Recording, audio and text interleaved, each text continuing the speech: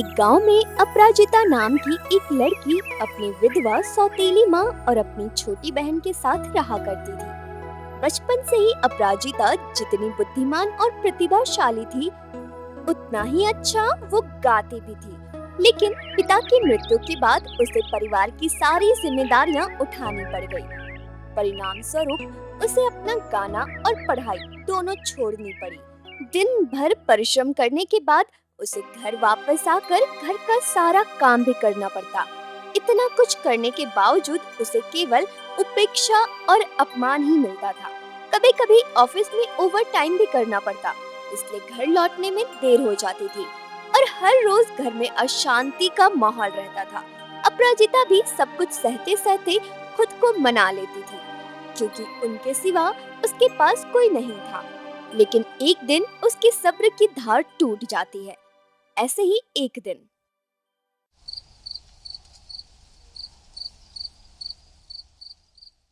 ओहो, महारानी मस्ती करके घर आ गई। कितना समय हो रहा है पता भी है? जरा सोचा है? अपनी मर्जी से जब चाहे आती हो, जब चाहे चली जाती हो। इस घर में नियम कानून नाम की कोई चीज है कि नहीं? कौन से अच्छे घर की लड़की इतनी रात तक घर के बाहर रहती है, बताना जरा। अब बताओ कब घर का खाना बनेगा और कब खाएंगे हम लोग? क्या मैं मस्ती करने जाती हूँ? सुनिए माँ, मेरी इस मस्ती की वजह से ही आप सबका पेट भरता है, समझे? नहीं तो उपवास करके दिन बिताना पड़ता। और मेघा, तुम इतनी रात को ये अपने चेहरे पर मेकअप लगाना बंद करो तो। कभी कभी तुम भी तो खाना बना सकती हो ना मेघा? लेकिन नहीं, पूरे दिन बस आईने के सामने बैठकर मेकअप ही लगाती रहती हो। क्या मैं बनाऊंगी खाना? कैसी बातें कर रही हो? खाना बनाने से मेरे हाथ काले हो जाएंगे।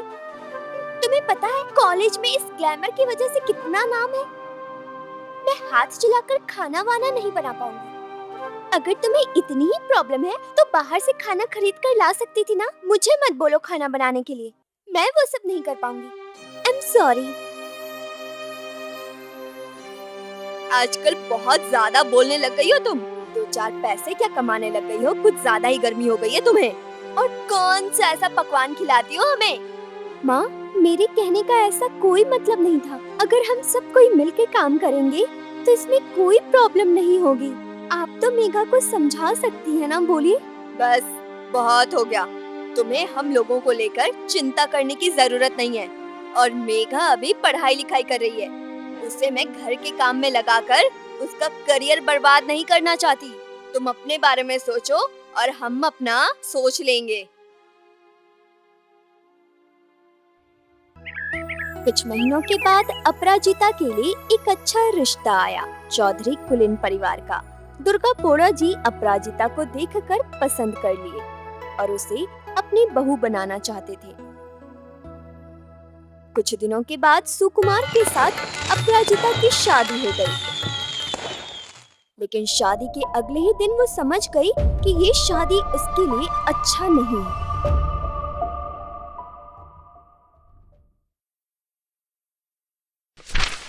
तुम्हारे साथ मुझे कुछ बात करनी है। हाँ बोलिए। देखो, तुम्हें अपनी नौकरी और संगीत को छोड़ना होगा। क्यों? इस चौधरी परिवार की किसी भी बहू ने आज तक कोई भी नौकरी नहीं की है, और गाना गाकर तुम क्या ही करोगी? लेकिन शादी के पहले तो मैंने आपके पापा को सब कुछ बता दिया था कि मैं अपने पैरों पे खड़ा होना चाहती हूँ, जिंदगी में आगे बढ़ना चाहती हूँ और संगीत ही मेरी साधना है। उन्होंने तब तो कोई आपत्ति नहीं जताई थी। शादी पापा ने नहीं की है, मैंने की है। और मैं ये नहीं चाहता कि मेरी पत्नी होकर तुम बाहर काम करो और मस्ती करो, समझ गई? बाहर काम करने का मतलब है मस्ती करना? आपके ऑफिस में कोई महिला काम नहीं करती क्या? क्या वो लोग मस्ती करने आती है? मुझे ये सब बातें नहीं सुननी है। तुम ये सब छोड़ोगी, हाँ या नहीं? बोलो। नहीं, मैं काम बिल्कुल नहीं छोड़ सकती हूँ। यही तुम्हारा आखिरी फैसला है? हाँ, यही मेरा आखिरी फैसला है। तो ठीक है, पर यह बात जान लो कि ये घर तुम्हें छोड़ना होगा। ये मेरा आखिरी फैसला है।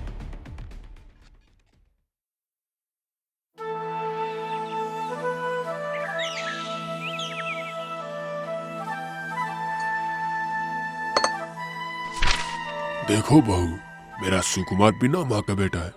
बचपन में ही माँ के गुजर जाने के बाद अकेले में पालन पोषण किया।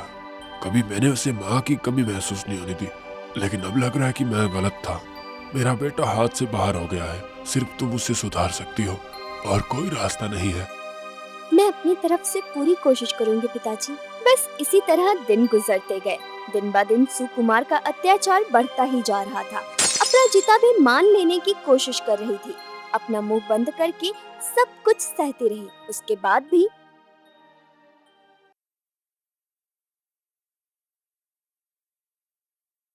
आप ड्रिंक करके घर आए हैं? इसमें तुम्हारा क्या है? ये मेरा घर है, जो मन में आएगा मैं वही करूँगा। तुम कौन होती हो? मैं आपकी पत्नी हूँ। पत्नी? तुम्हें मैं बिल्कुल अपनी पत्नी नहीं मानता। पापा ने किसी एक काम की अनपढ़ लड़की से शादी करा दी और मेरे गले बांध दिया, और उसी को मुझे अपनी पत्नी मानना पड़ेगा? हाँ? कभी नहीं। आप थोड़ा शांत हो जाइए। आपकी स्थिति अभी सही नहीं है। अपना दिमाग ठंडा करके तब इस बारे में हम बात करेंगे। तुम क्या बोलना चाहती हो? हाँ? मैंने शराब पी रखी है, मतलब मैं बेवड़ा? आज मेरी ये हालत सिर्फ और सिर्फ तुम्हारी वजह से हुई है, सिर्फ तुम्हारी वजह से। मेरी वजह से? मतलब? मुझे ये शादी बिल्कुल पसंद नहीं थी। मैं अपनी ऑफिस की एक कलीग श्रेया से बहुत प्यार करता हूँ। हाँ, उसी से शादी करना चाहता था, और फिर बीच में तुम आ गई और तुमने सब खराब कर दिया, सब। मैं तुम्हें कभी भी अपनी पत्नी का दर्जा नहीं दे पाऊंगा। तो फिर आपने मुझसे शादी की ही क्यों? अरे नहीं तो पापा मुझे त्याग देते ना, इसीलिए। तो इस वजह से आप किसी दूसरी लड़की की जिंदगी बर्बाद करेंगे? मैं तुमसे मुक्ति चाहता हूँ। बोलो बोलो, कितना पैसा लेने के बाद तुम मुझे छोड़ दोगी? बोलो। हर चीज पैसों से नहीं खरीदा जा सकता है सुकुमार बाबू। अरे तुम चुप करो। तो जैसी लड़की को मैं अच्छे से जानता हूँ। जायदाद के लालच में मुझसे शादी की है। मैं कुछ समझता नहीं हूँ क्या? हाँ, मैं तो आपसे शादी करने नहीं आई थी। रिश्ता लेकर आए थे आपके पापा। मेरे पापा ने तुझे पहचानने में गलती कर दी, तो इसमें मेरा क्या कसूर? तो जैसी लालची औरत बड़े घर के लड़के देख के शादी करती है और उसके गले पड़ जाती है। चुप हो जाइए, आप चुप हो जाइए। ठीक है, मेरी वजह से अगर आपको इतनी प्रॉब्लम हो रही है तो मैं इस घर को छोड़कर चली जाऊंगी। तब तो आपको शांति मिल जाएगी ना। घर छोड़कर चली जाऊंगी? कहाँ जाएगी तू बता? तेरा तो कोई भी नहीं है। हाँ, सौतेली माँ भी घर पर होती तो ऐसा नहीं लगता। तेरी हिम्मत ही क्या है? हाँ, पता है मुझे घूम फिर के वापस तू यहीं पर ही आएगी। आप अभद्रता की अपनी सारी सीमाएं पार कर रहे हैं। क्या? अच्छा, तो अब तू मुझे ज्ञान देगी क्या? हट जा मेरे सामने से, नहीं तो आज मैं तुझे धक्का देकर बाहर निकालूंगा।